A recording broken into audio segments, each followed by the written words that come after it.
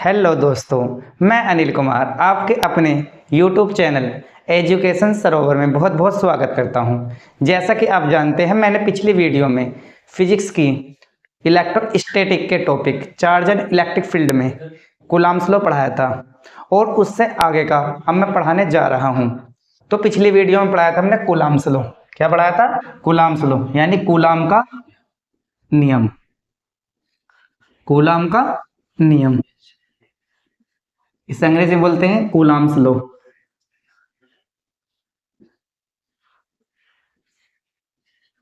Coulomb's law. तो क्या पढ़ाया था मैंने? ये बताया था कि दो पॉइंटों चार्ज के बीच लगने वाला फोर्स उन चार्जों के प्रोडक्ट के प्रोपोर्शनल होता, उनके बीच की दूरी के वर्ग के इनवर्सली प्रोपोर्शनल होता। ये बात आपकी समझ में आई? यानी कि मैंने कूलॉम्स लॉ ये बताया था F Q1 Q2 upon R square, यानी कि इसका मान बताया था मैंने 4πε0 यानी एयर की प्रेजेंस में Q1 Q2 upon R square. ये हमने पिछली वीडियो में बता चुके हैं। ठीक है, इससे आगे हम इसे समझते हैं। तो कूलॉम्स लॉ एक लॉ होता है आपका इनवर्स स्क्वायर लॉ, उस नियम को फॉलो करता। उस नियम को फॉलो करते हैं बहुत सारे फोर्सेस हैं, उनके बारे में आज हम कंपेयरिंग करने सिखाएंगे, कैसे कैसे वो कौन आपका स्ट्रॉन्ग है और कौन आपका वीक है। ठीक है, तो सबसे पहले कूलॉम्स लॉ की कंपेयरिंग हम किससे करेंगे? ग्रेविटेशनल फोर्स से। किससे करेंगे? ग्रेविटेशनल फोर्स से। यानी कि आप कूलॉम्स लॉ यानी कि कौन सा फोर्स था? ये इनवर्स स्क्वायर लॉ था। इसका दूसरा नाम तो बोलते हैं, इसे इलेक्ट्रिक फोर्स बोलते हैं। क्या बोलते हैं? Electric force. यानी प्रेजेंट करते हैं Fe से, E फॉर इलेक्ट्रिक। इलेक्ट्रिक, ठीक है, यानी कि विद्युत बल।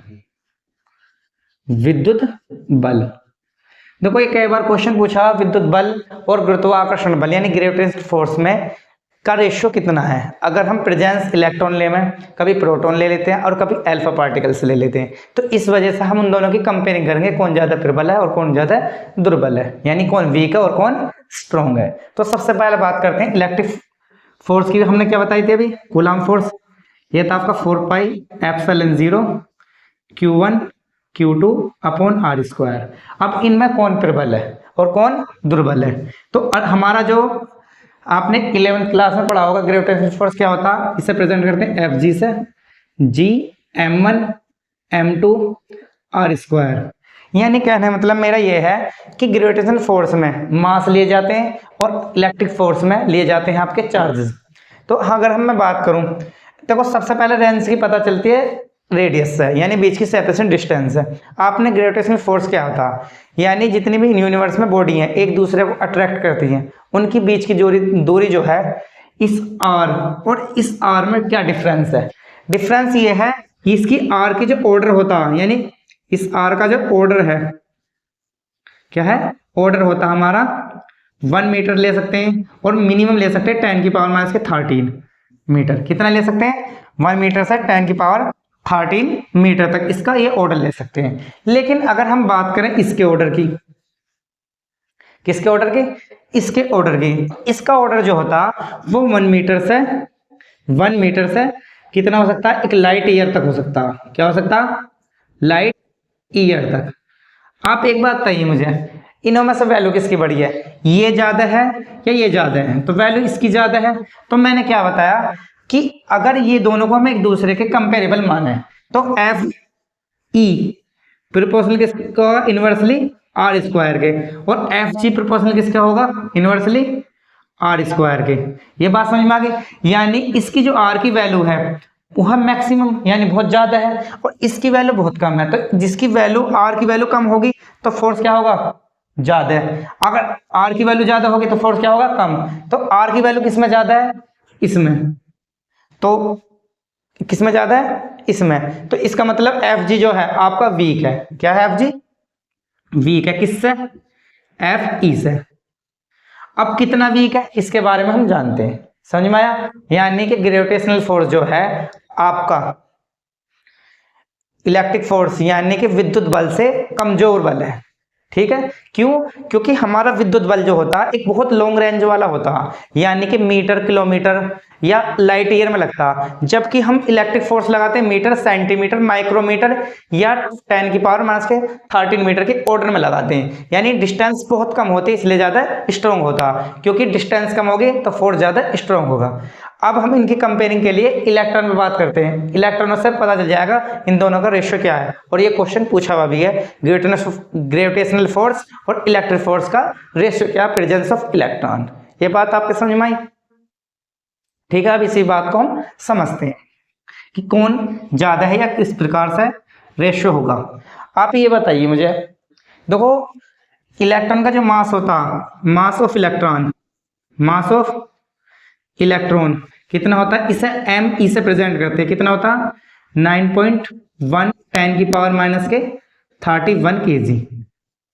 यानी ये वैल्यू आपकी निश्चित है। हम फोर्स किसके बीच फाइंड आउट कर रहे हैं, इलेक्ट्रॉनों के बीच, ग्रेविटेशनल फोर्स भी और आपका इलेक्ट्रिक फोर्स भी। मास कितना होता है एम ई 9.1 10 की पावर माइनस के 31 kg। और इसका charge of electron, charge of electron कितना होता, चार्ज ऑफ इलेक्ट्रॉन यानी क्यू ई 1.6 10 की पावर माइनस के 19 कूलम, सॉरी। यानी कहने का मतलब यह है इसका चार्ज इतना होता। तो अब बात करते हैं फोर्स कौन कितना होगा, ठीक है। और ये बताइए, सबसे पहले हम बात करते हैं इलेक्ट्रिक फोर्स की। तो एफ ई बराबर क्या होता, 4 pi epsilon 0 Q1 Q2 upon R square. Or हमने एक वेरिएंट मान लिया जो आपका कैंसिल आउट हो सकता है, ठीक है। दोनों ही समान दूरी पे हैं। कैसे दूरी पे हैं, समान दूरी पे। तो आप एक बताइए, इसकी वैल्यू मैंने क्या बताई थी पिछली वीडियो में, इसकी वैल्यू बताई थी मैंने 4 पाई एप्सिलॉन 0 9 10 की पावर 9 न्यूटन मीटर स्क्वायर पर कूलम स्क्वायर, ये बताई थी वैल्यू। तो इस वैल्यू को रखने के बाद क्या होगा, एफ ई इक्वल टू कितना होगा, एफ ई 9 10 की पावर 9 1.6 10 की पावर माइनस के 19, ठीक है। थोड़ा मोट लिख, 9 10 की पावर 9, इसकी वैल्यू कितनी थी 1.6 10 की पावर माइनस के 19, 1.6 10 की पावर माइनस के 19, ओके। इसकी 1.6 10 की पावर माइनस के 19, और ये क्या होगा आपका आर स्क्वायर। ये किसकी वैल्यू होगी, आपकी एफ ई की। किसकी वैल्यू होगी, एफ ई की। अब इसी तरीके से एफ जी की क्या होगी, जी M1 M2 upon R square. यानी कि M1 M2 दोनों क्या होंगे, एक दूसरे के इक्वल होंगे। और जी की वैल्यू आपको पता ही है कितनी होती है, 6.67 10 की पावर माइनस के 11 न्यूटन मीटर स्क्वायर पर केजी का स्क्वायर। ये बात आपने समझ में आ गई। ये वैल्यू भी आपकी कांस्टेंट है, इसे यूनिवर्सल कांस्टेंट कहते हैं, क्योंकि इसकी वैल्यू कहीं भी नहीं बदलती।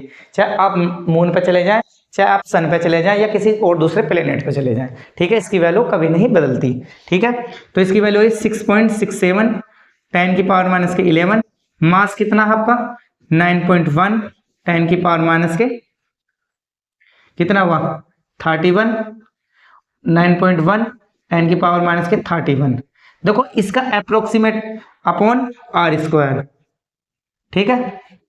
आप ये देखिए, ये आपको समझ में आया, इसका स्क्रीनशॉट ले लीजिए एक बार, इससे आगे को हम करते हैं, ठीक है।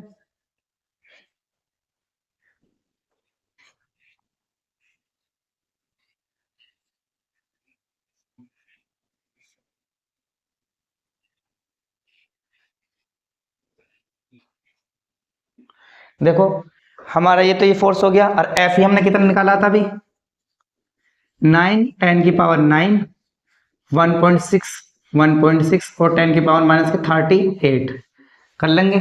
और ये अब्बा ये है, तो इस एफ जी को कैसे करेंगे, ये हो जाएगा 6.67 10 की पावर, देखो 10 की 9.1 मल्टीप्लाई 9.1 10 की पावर कितनी होगी, देखो अपॉन क्या है इसके आर स्क्वायर, और इसके भी क्या है 9.1 10 की पावर माइनस के 62, और इसकी कितनी है 11। ये हो गया आपका।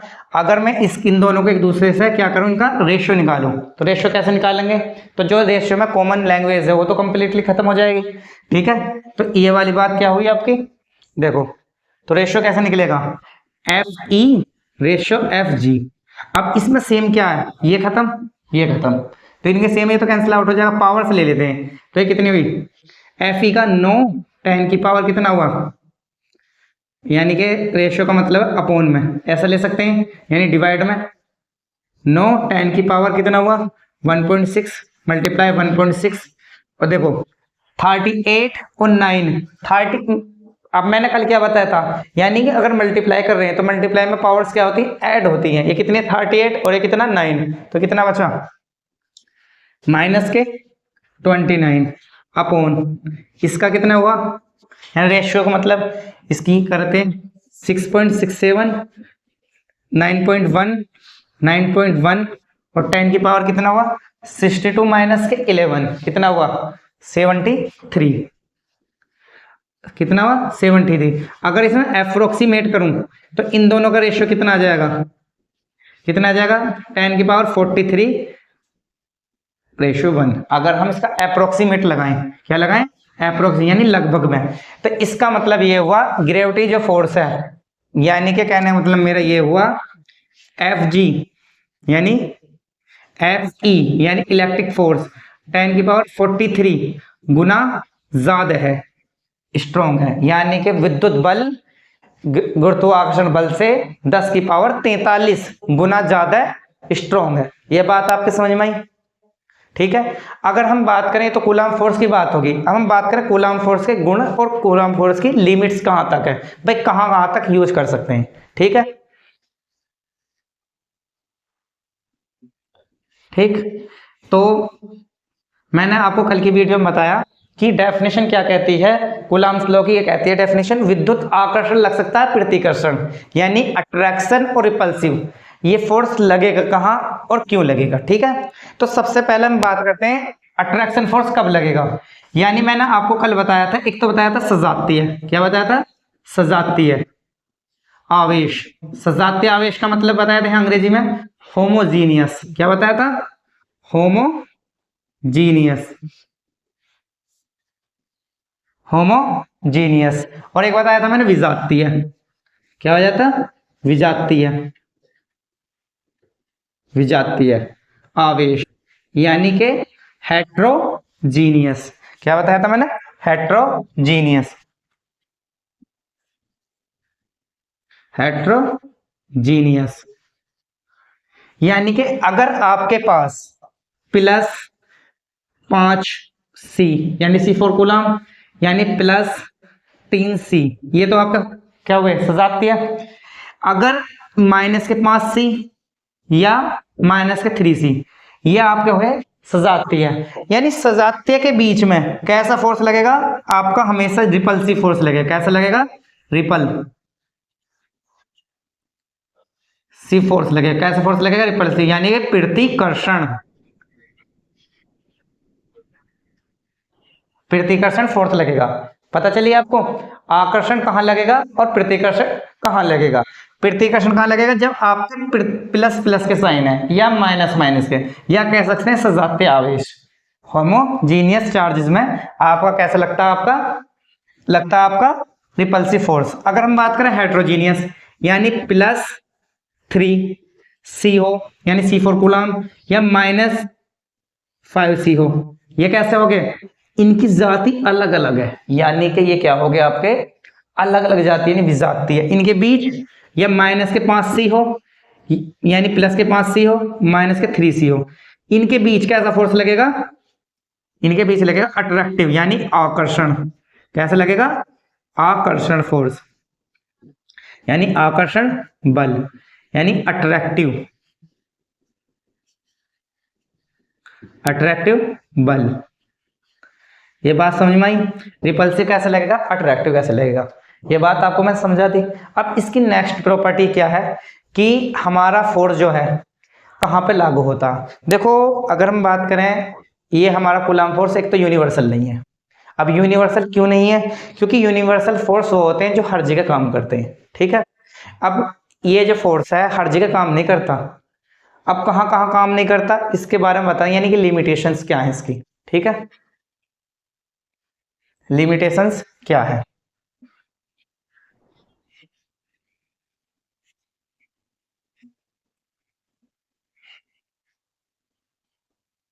देखो,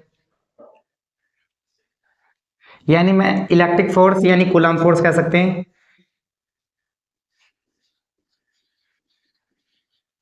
कूलम्ब फोर्स कह सकते हैं या इलेक्ट्रिक फोर्स। चलो, कूलम्ब फोर्स, फोर्स या इलेक्ट्रिक फोर्स, यानी कि कहने मतलब मेरे है कूलम्ब, कूलम्ब बल कह सकते हैं, कूलम्ब नियम दिया तो इसलिए कूलम्ब बल कह सकते हैं ना, तो एक्चुअल में इसका नाम इलेक्ट्रिक फोर्स ही होता। ठीक है, यानी कि विद्युत बल, नो क्या होता, विद्युत बल केवल किस पे वैलिड है, इज ओनली, किस पे वैलिड है, पॉइंट चार्ज पे, किस पे वैलिड है, पॉइंट चार्ज पे वैलिड है, यानी बिंदु आवेश पर, बिंदु आवेश चार्जेस पर, यानी बिंदु आवेशों पर ही अपना लागू होता। अगर आपके पास बिंदु आवेश का मतलब है सिर्फ पॉइंट चार्ज होगा तो आपका ये लागू होगा, अगर पॉइंट चार्ज नहीं होगा लागू नहीं होगा। अगर आप किसी कंडक्टर पर बात करें कि किसी कंडक्टर पर कूलम्ब फोर्स लगाना, कतई नहीं लगेगा, क्योंकि वहां क्या है, वहां पॉइंट आवेश नहीं है, वहां है एक डिस्ट्रीब्यूशन, यानी वितरण। आवेश का क्या है, वितरण, वितरण में यह लागू नहीं होता। ये बात समझ में आ गई। तो अगर हम बात करें नेक्स्ट प्रॉपर्टी, इसकी लिमिट भी समझ में आ गई। नेक्स्ट क्या है, यानी इलेक्ट्रिक फोर्स, इलेक्ट्रिक फोर्स को मैं प्रेजेंट कर सकता हूं एफ ई से, एफ ई, यानी इलेक्ट्रिक फोर्स की कोटि क्या होती है, की कोटि, कोटि का मतलब कहां कहां लग सकता है, इसकी कोटि हो सकती है 1 मीटर से, 1 मीटर से 10⁻⁻13 मीटर तक, ये वायरी करता। यानी कहने का मतलब ये 1 मीटर से इसकी अगर रेंज -13 मीटर तक है, ये कूलम्ब फोर्स लग सकता। अगर ये कूलम्ब फोर्स इतनी ही वैल्यू पड़ेगा, लेकिन बट एटम, एटम, एटम के अंदर, यानी एटम के अंदर, अंदर कूलम्ब फोर्स नहीं लगता। कूलम्ब फोर्स, कूलम्ब फोर्स कह सकते हैं या कह सकते हैं विद्युत बल, विद्युत बल, विद्युत बल नहीं लगता, लगता। क्यों, देखो 3 रीजन है। पहला रीजन तो इसका ऑर्डर बहुत छोटा है, यानी इसका ऑर्डर बहुत छोटा, इसका ऑर्डर कितना, 10⁻⁻15 मीटर, या कह सकते हैं 1 फर्मी। फर्मी क्या है, एक यूनिट है, स्मॉलेस्ट यूनिट है लेंथ की। इस एक तो कारण ये है, और दूसरी बार कारण ये है पॉली एक्सक्लूजन लॉ, उसे हम जब मॉडर्न फिजिक्स में पढ़ाएंगे उसके बारे में पूरा डिटेल से समझाएंगे। ठीक है, तो ये किस में नहीं लगता, 1 मीटर से लेकर 10⁻13 मीटर तक लगता, लेकिन एटम के अंदर कूलम्ब का नियम या कूलम्ब बल या विद्युत बल लागू नहीं होता। ये बात समझ में आ गई। और दूसरी बात, ये तो कूलम्ब बल के नियम हो गए। अब इसका नेक्स्ट टॉपिक है, इसका हमारा क्या है, इलेक्ट्रिक फील्ड या इलेक्ट्रिक इंटेंसिटी, इलेक्ट्रिक फील्ड या इलेक्ट्रिक, ओके।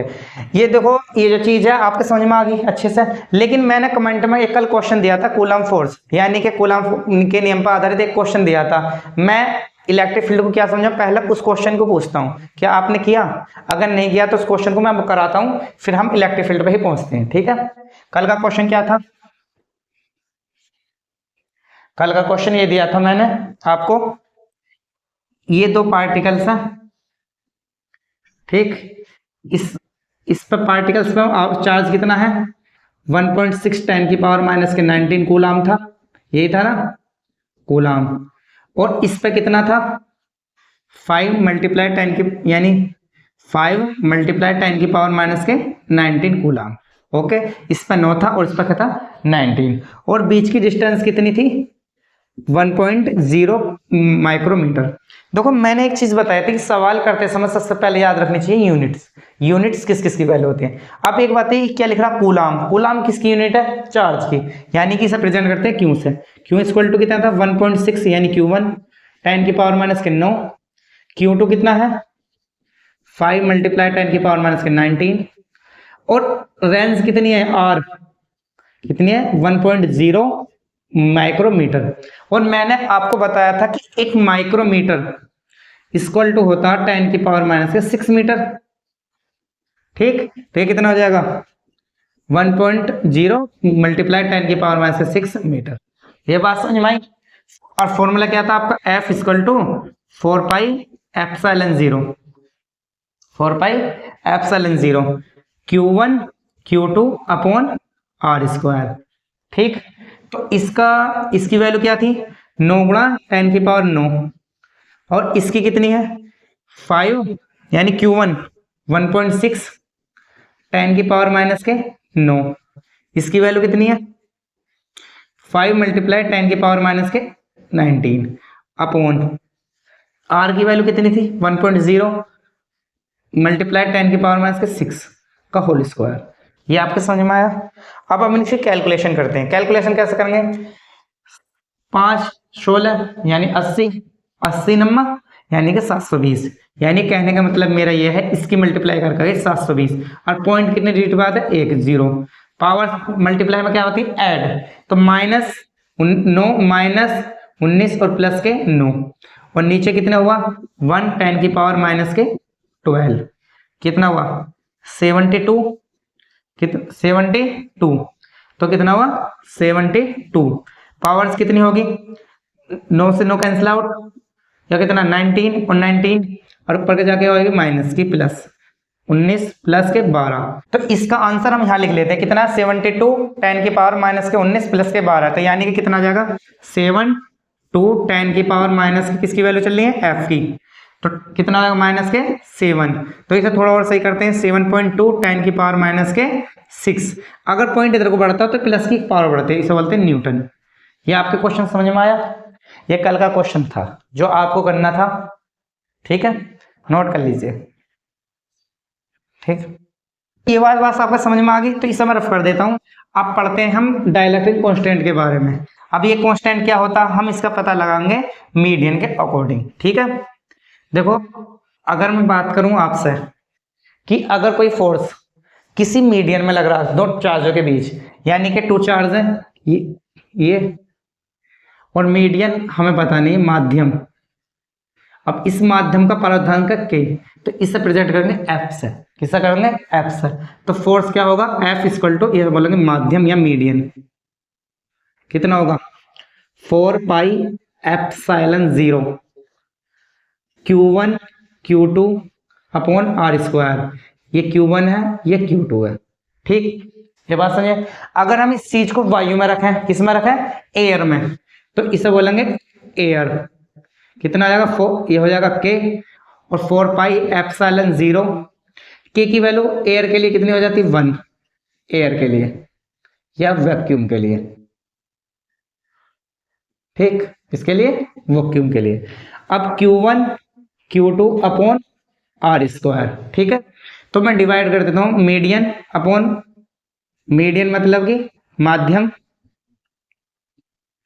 एयर का मतलब होता है वायु बटे एफ वायु। ठीक, अपॉन इसकी वैल्यू क्या है 4 पाई एप्सिलॉन 0 के Q1 Q2 upon R square. Okay, 4 pi epsilon 0 Q1 Q2 upon R square. देखो दोनों सेम है, कैंसिल आउट हो जाएंगे इससे, 4 पाई एप्सिलॉन 0 ये भी खत्म। तो हमारे पास क्या बचा एफ माध्यम यानी मीडियन, एफ एयर यानी कि वायु, इक्वल टू किसके होगा 1 अपॉन के बटे 1। अब ये सही करेंगे तो क्या बनेगा, देखो एफ माध्यम बटे एफ एयर यानी वायु इक्वल टू किसके होगा 1 अपॉन के। इसे सही करना है तो के इक्वल टू कितना आ जाएगा एफ वायु बटे एफ माध्यम। ये आपका के की वैल्यू हो गई डाइलेक्ट्रिक कांस्टेंट। अब इससे क्या फायदा, हम क्यों कर रहे हैं ऐसा, क्योंकि इस समय डेफिनेशन बन गई। अगर हम के की डेफिनेशन बताएं तो dielectric constant is equal to the ratio of the force in air and force in medium, यानी कि दो चार्जों के बीच वायु में लगने वाला बल तथा किसी माध्यम में लगने वाले बल का अनुपात परावैद्युतांक कहलाता। क्या कहलाता? परावैद्युतांक। ठीक है, ये आपके समझ में आया? ये आपको वीडियो कैसी लगी कमेंट बॉक्स में लिखिए और हमारे चैनल को सब्सक्राइब कीजिए।